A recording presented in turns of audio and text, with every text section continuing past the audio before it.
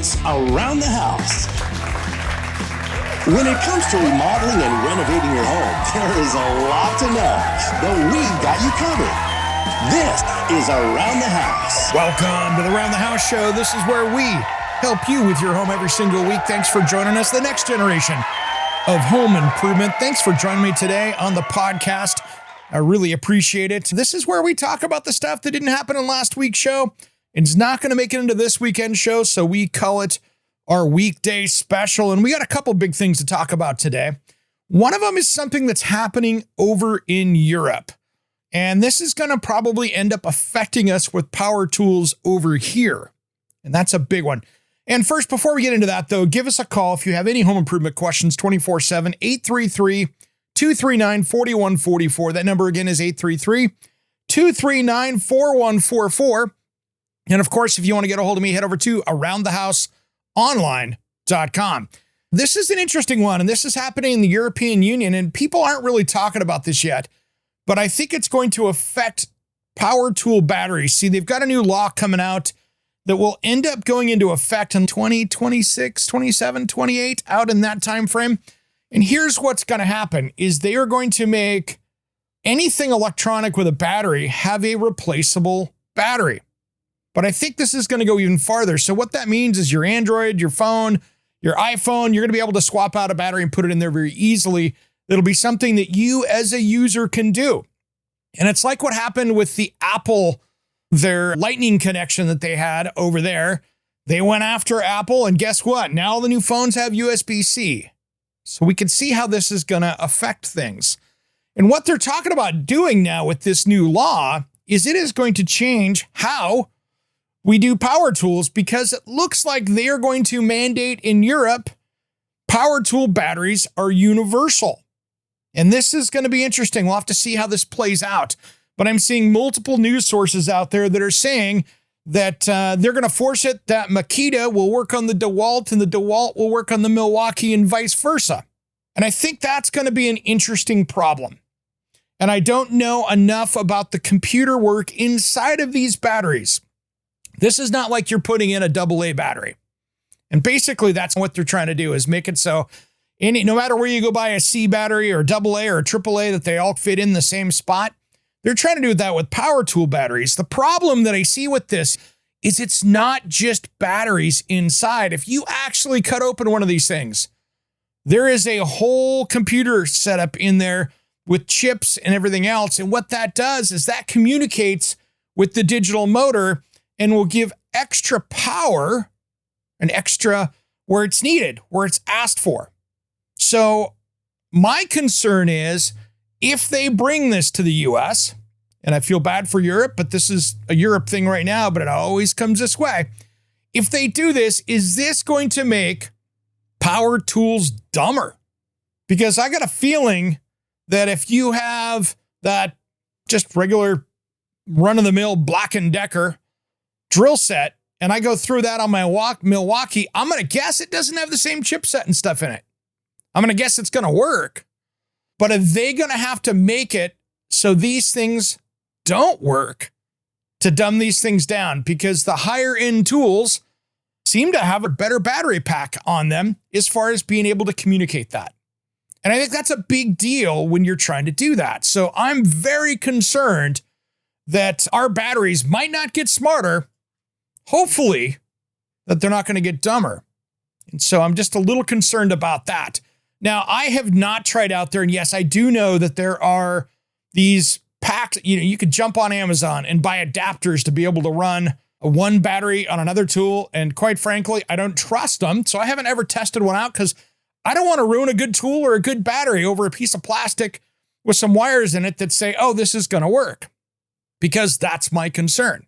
Just because it gives power, I don't want to fry the chip in the battery or go ruin a $100, $200 battery or even more on some of the nicer batteries out there. So it's something that I have not tested yet.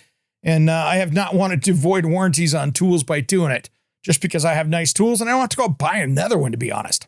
So that's something there. And now here's another thing that happened, which is going to change business, radio, contracting, design work, out in the field, if you're a employee working for a company, and it could be you're working as an interior designer for a big firm, it could be that you're a radio disc jockey, or it could be that you're hosting a show, or you're doing anything else out there in the business world. It looks like they are coming out with a new rule that is going to eliminate employees' non-competes.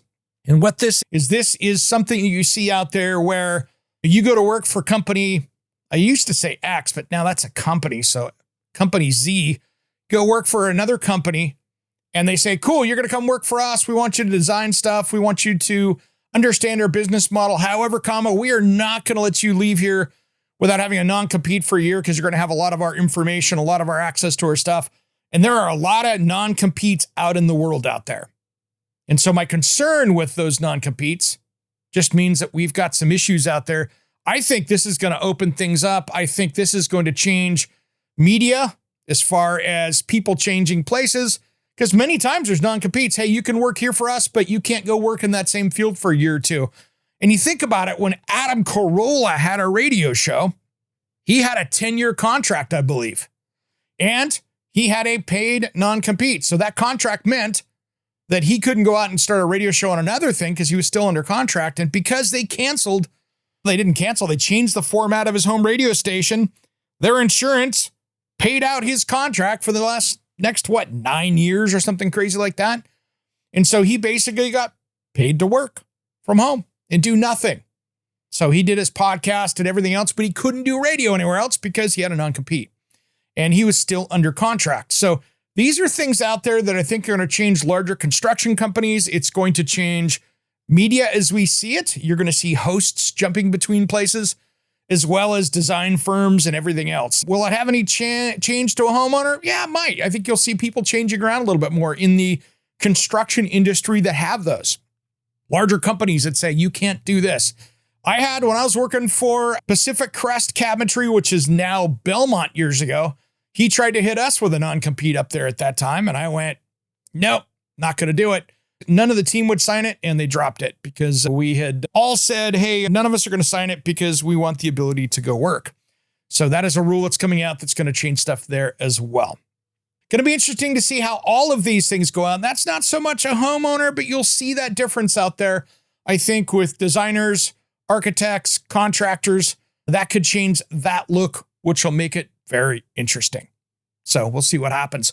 All right, everybody. Hey, if you want to get a hold of me at the station here in my studio at 833-239-4144 is the number. That number is 833-239-4144. And if you're catching us on the podcast, which is what this is, our podcast thing, I do appreciate you. And I'd love to have a great review on your favorite podcast player or Apple or whichever one you're using. We always get the trolls of the competition out there putting up some bad reviews from time to time. And I knew who they are. And it's part of this thing. It's like restaurants and Yelp reviews. You get people trying to hold you hostage, and guess what? Ain't going to happen. So I could use your help out there putting out some great reviews for the show. All right, everybody, I'm going to get back. I got so much to do on this beautiful Wednesday. Thanks for tuning in to Around the House out there. And again, have a great rest of the week. We'll see you this weekend with a brand new and fun show. Have a great rest of the week. Thanks for tuning in to Around the House.